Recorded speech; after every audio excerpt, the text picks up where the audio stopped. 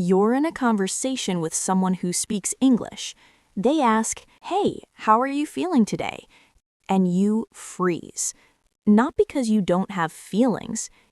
You have plenty of them. But the words, they're just not there. So you say, "I'm fine," again, and the conversation dies right there. That stops today. By the end of this video, you're going to know 25 adjectives to describe exactly how you feel in real English, in real conversations. Not textbook phrases, actual words that real people use. And here's the thing, I know what you're thinking. I already know happy and sad. Fair. But knowing 2 words when you have 100 different feelings, that's like having a kitchen with only a knife and a fork. You can survive, but you can't really cook. Here's your first win, right now before we go any further. The word overwhelmed. Overwhelmed means you have so much happening at once that your brain feels full. Too much work, too many decisions, too much noise. You feel overwhelmed. That's a word native speakers use every single day, and now you know it. Stay with me, because later in this video, I'm going to show you a group of 8 adjectives that almost nobody teaches at the beginner level, and they're the exact words that make you sound like you actually live in English, not just study it. This video is for you if you're learning English and you want to go deeper than, "I'm good, thanks." Whether you're at A2, B1, or just starting to push your vocabulary forward, welcome. Let's do this. So, why do feelings trip people up so much? Here's the honest answer. Most beginner English courses teach you nouns first. House, car, food, family. Then verbs. Go, have, want, need. And emotions? They get 1 lesson, maybe 2. And those lessons almost always focus on the same 5 or 6 words. Happy, sad, angry, tired, scared, surprised. That's it. Then the lesson ends and you move on to the simple present tense. But here's the problem. Feelings are the most personal thing you can talk about. And when you don't have the right words, you go silent, or you say something vague. "I'm okay, not bad, kinda tired." And people can tell, not because they're judging you, but because the conversation feels thin, like something's missing. So what we're going to do today is give you a real vocabulary toolkit. 25 adjectives organized into 3 groups. First, positive feelings, then difficult feelings, and after that, the ones in between, the gray area feelings that are the hardest to name, but the most interesting to talk about. Here's how each adjective is going to work. You'll get the word, you'll get the pronunciation, you'll get a short, clear definition, and you'll get it in a real sentence. The kind you could actually say to a friend, a coworker, or someone you just met. No grammar lectures, no long explanations. Just you, the word, and a moment where it clicks. Ready? Group 1 starts now. By the end of this block, you're going to have 8 positive feeling adjectives ready to use, and you'll know exactly when each one fits. Let's start easy. Let's start with the good stuff.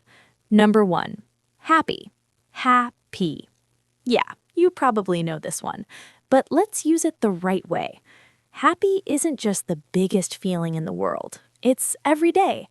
"I'm really happy with how this week went. She seemed happy to see me." It's warm, it's simple, and it works in almost any situation. Keep it in your toolkit. Number 2, excited. Excited. This is happy plus energy, plus movement. You feel excited when something is coming, a trip, a job interview, a first date. "I'm so excited about the concert this weekend." Notice the preposition, excited about something. That's the natural structure. Number 3, grateful. Grateful. This one is deep. Grateful means you feel thankful, not just saying thank you, but actually feeling it in your chest. I'm really grateful for everything you did. This word carries weight. Use it when you mean it, and people will feel it. Number 4, proud. Proud rhymes with cloud. You feel proud when something you did or someone you love did went really well. I'm so proud of how hard you worked. Or, honestly, I feel proud of myself for finishing this. It's positive, it's personal, and it's very commonly used in casual conversation. Number 5, relaxed. Relaxed. Relaxed means your body and mind are calm. No tension, no rush. After that vacation, I feel so relaxed. The opposite would be tense or stressed. When someone asks how your weekend was, this is a perfect word. It was great. I feel totally relaxed. Number 6, confident. Confident. This is one of the most important words in this whole video. Confident means you believe in yourself, in your ability to do something. I feel confident about the presentation. She walked in looking so confident. And here's the grammar note. Confident about a situation or confident that something will happen. Number 7, inspired. Inspired. Inspired is that feeling when you hear a great story, watch something amazing, or talk to someone who's doing incredible things, and suddenly you want to create, try, do more. I watched that documentary and felt completely inspired. It's more intense than motivated. It has a spark in it. Number 8, content. Content. Stress on the second syllable. Now this one is subtle. Content doesn't mean super happy or excited, it means quietly satisfied, at peace. I don't need anything more right now. I just feel content. It's a beautiful word for the moments when life feels just right. Not fireworks, just warmth. Let's do a quick example dialogue. Imagine your friend asks, "Hey, how are you feeling about the new job?" First attempt, what most beginners say, "I'm happy." Not wrong, but thin. Better attempt, "I'm excited actually, and honestly a little nervous, but mostly confident." That's 3 adjectives, and suddenly the conversation opens up. Your friend knows what's happening inside you, and they have something to ask about. That's the difference. Not grammar, vocabulary. You just locked in 8 positive adjectives, and you learned how to stack them in a real sentence. That's not a small thing. That's a new layer of fluency you didn't have 10 minutes ago. This next block is where your vocabulary gets real. These 9 adjectives cover the harder feelings, and knowing them doesn't make you more negative. It makes you more honest, more real, more human. Here's what most learners do with difficult feelings. They say sad for everything. Sad, bad, not good, a little sad. But sad is one specific feeling, and it doesn't cover anxious or frustrated or drained. Those are completely different experiences, and they deserve different words. Number 9, sad, S-A-D. Let's start here because it's the base. Sad is a quiet, heavy feeling, usually because something was lost, ended, or didn't happen. I felt really sad when I heard the news. Simple, honest, direct. The go-to word for heartache and disappointment. Number 10, anxious, anxious. This is not the same as nervous. Anxious is deeper. It's a worried feeling that doesn't always have a clear reason.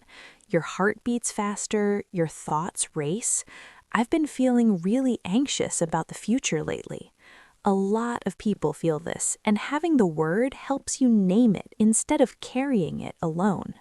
Number 11, overwhelmed. Overwhelmed. You already got this one in the first minute. Great, that means it's already yours. Too much to do, too little time, too many thoughts. overwhelmed. I'm completely overwhelmed with everything that's going on. This word validates something that millions of people feel every single day.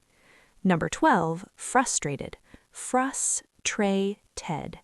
Frustrated is what you feel when you're trying hard, but something keeps blocking you.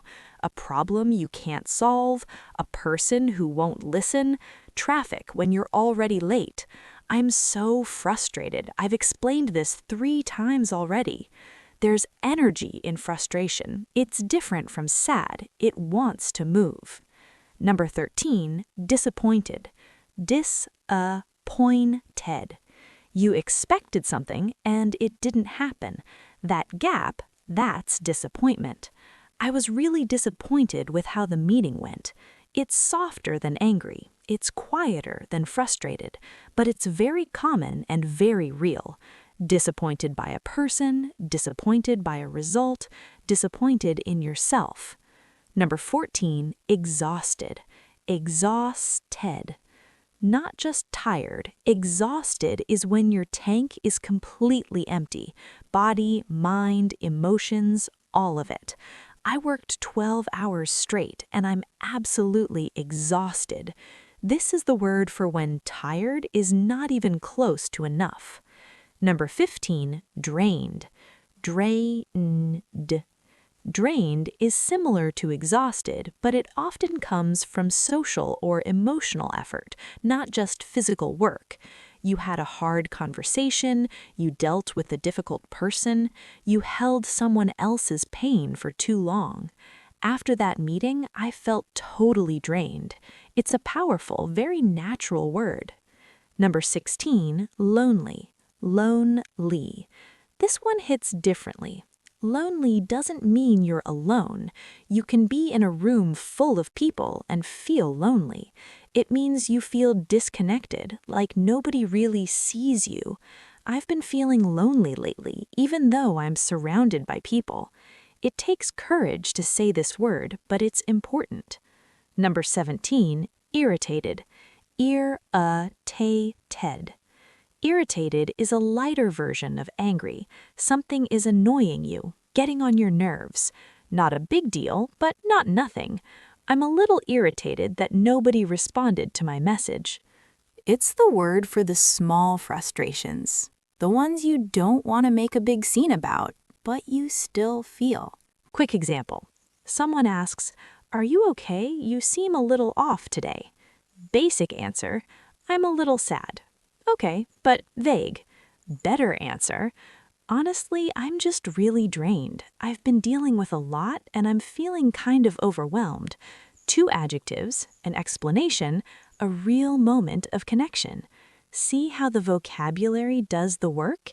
You don't need more grammar, you need more words. 9 difficult adjectives, named, defined, and put into real sentences. You now have language for feelings that used to be invisible. That's not just vocabulary, that's self-expression in a second language. Okay, this is the part I teased at the beginning. These next 8 adjectives are the ones that most beginner courses skip completely. They're not the easiest feelings to explain, but they're the most interesting ones to talk about. And when you use them in a conversation, something shifts. People stop and think, this person really speaks English. By the end of this block, you'll have 8 nuanced emotion adjectives that go way beyond happy or sad, the ones that make you sound genuinely fluent. These are the gray area feelings, the feelings that don't fit neatly into positive or negative, the ones that are real, complicated, and deeply human. Number 18, nostalgic. Nostalgic. This is one of the most beautiful words in this whole list. Nostalgic means you're feeling a warm, slightly sad longing for the past. A song comes on and you think of your childhood. You smell something that takes you back. Looking at these old photos makes me feel so nostalgic. It's bittersweet, sweet and a little sad at the same time. Number 19, restless. Restless. Restless means you can't be still, not because you're excited, but because something inside you needs to move, change, do something. I've been feeling really restless lately, like I need something to change in my life. It's common in transitions, before a big decision, between jobs, after a breakup. Number 20, indifferent. In, diff, ent. This one is subtle. Indifferent means you don't care either way. You're not happy, not sad. You just have no strong feeling about something. Honestly, I'm pretty indifferent about where we eat tonight. It's not rudeness, it's neutrality, and being able to say this in English is really useful. Number 21, confused. Confused. Confusion is when something doesn't make sense to you, a situation, a feeling, a decision. I'm a little confused about how I feel right now. And this is important. You can be confused about your own feelings. That's very real and very okay to say. Number 22, melancholic. Mel-an-col-ic. This is like sadness, but quieter, slower, more reflective.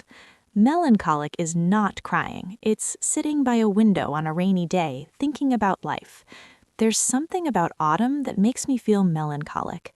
It's literary, yes, but it's also used in everyday conversation, especially by people who feel things deeply. Number 23, hopeful. Hopeful.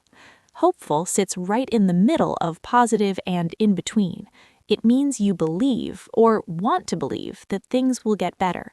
I'm feeling hopeful about the future, even though things are hard right now. There's vulnerability in hope. It means you're not sure, but you're leaning toward yes. Number 24, numb. Numb. The B is silent. Numb means you can't feel much of anything. Sometimes after a shock, a loss, or a long period of stress, you just go quiet inside. After everything that happened, I just felt numb. This is not the same as calm. Numb is the absence of feeling, and it's more common than people think. Number 25, conflicted. Our last adjective, and it's a great one. Conflicted means you have two opposing feelings at the same time, and they're pulling you in different directions. I feel conflicted. Part of me wants to take the job, but part of me wants to stay. This is the word for every decision that's hard because both options have something real to offer. Let's do one more practice. Imagine someone asks, "How do you feel about leaving your hometown?" First attempt, what many people say, "I don't know, it's complicated." Honest, but it stops the conversation. Better attempt after today. Honestly, I feel conflicted. I'm excited about what's coming, but I also feel a little nostalgic and, I don't know, kind of melancholic about leaving. That answer, that's a real, human, interesting answer. That's English that makes someone lean in and say, "Tell me more." You just learned the hardest group on this entire list, words that most learners at your level have never even heard explained in English. You didn't just survive this block, you owned it. These 25 adjectives are yours now. Now let's put everything together, not just knowing the words, but actually using them, right now, out loud. Here's the 3-step practice method I want you to use today. It works whether you're practicing alone or with someone else. Step 1, attempt. Pick any 3 adjectives from today's list. Doesn't matter which ones. Pick the 3 that felt most true to you today. Write them down or say them out loud. For example, let's say you pick restless, hopeful, and grateful. Now make one sentence with each. Don't overthink it, just go. I've been feeling really restless this week. But I'm also hopeful about what's coming. And honestly, I'm grateful for where I am right now. That's it. 3 sentences, 30 seconds. That's your attempt. Step 2, catch the error. Here's the most common mistake people make, and I want you to watch for it. They use the adjective, but forget the verb. The natural structure in English is I feel plus adjective, or I'm feeling plus adjective, or I felt plus adjective for the past. The error usually sounds like this: I anxious, or she very overwhelmed. No verb, no sentence. Fix, I feel anxious. She seems really overwhelmed. He felt completely drained after the meeting. The adjective is the ingredient. The verb is what makes it a sentence. Second common error, wrong preposition. Watch these. Excited about something. Proud of someone. Disappointed in a person with a result. Grateful for something. Confident about a situation. These prepositions are fixed collocations, meaning the language just uses them that way. You don't have to understand why. Just memorize the pair. Excited about, proud of, grateful for. Now, take your 3 sentences from step 1 and say them again, but this time add one detail, one sentence of context. I've been feeling really restless this week, like something in my life needs to change. But I'm also hopeful about what's coming. There are some exciting things on the horizon. And honestly, I'm grateful for where I am right now. Things aren't perfect, but they're good. Hear the difference? You went from 3 short statements to 3 real, interesting, complete thoughts, and you didn't add any new vocabulary, just context. That's fluency in action, not memorizing more words, using the words you have more fully. Your 25 adjective checklist. Positive, happy, excited, grateful, proud, relaxed, confident, inspired, content.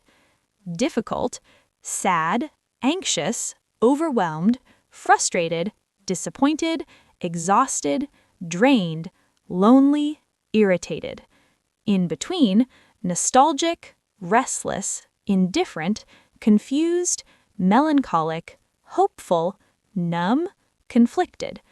Your challenge, pick 1 word per group that you've never used before in English, 3 words total. Use all 3 in a real conversation this week, not in an exercise, in a real moment. One more thing. Next time someone asks, "How are you?" resist the poll to say fine or good. Try, honestly, I've been feeling a little word lately. Just that small shift opens doors. You didn't just learn 25 words today, you learned a system. Attempt, fix, build. That system works for any vocabulary topic forever. You can take it anywhere. Let me keep that promise from the very beginning of this video. I said there was one adjective most learners never try, but that native speakers use constantly, and that word is conflicted. Most learners avoid it because it sounds complicated. 2 feelings at once, pulling in opposite directions. It feels hard to explain. But here's the thing. Conflicted is the most honest word in this whole list, because most of the time, that's exactly how we feel. Not all happy, not all sad, somewhere in between, trying to figure it out. And now you have the word for it. Here's what you actually did today. You didn't just add 25 words to a list.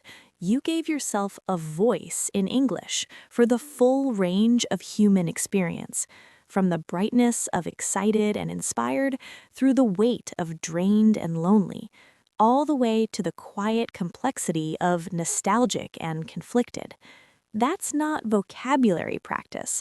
That's emotional fluency in a second language. And that is genuinely difficult. And you did it. Remember, when you name your feelings precisely, 2 things happen. First, conversations go deeper because people have something real to respond to. Second, you feel more understood, not because people changed, but because you found the words to let them in. From today forward, you are someone who can describe how you feel in English, not just in simple terms, in real, full, nuanced human terms. That's a real shift, and it belongs to you now. Enjoyed this video? Subscribe and turn on notifications. Next week, we're going deep into phrasal verbs for everyday emotions. You won't want to miss that one. From today on, you're already someone who speaks with emotional depth in English. That's who you are now. See you next class. Bye-bye.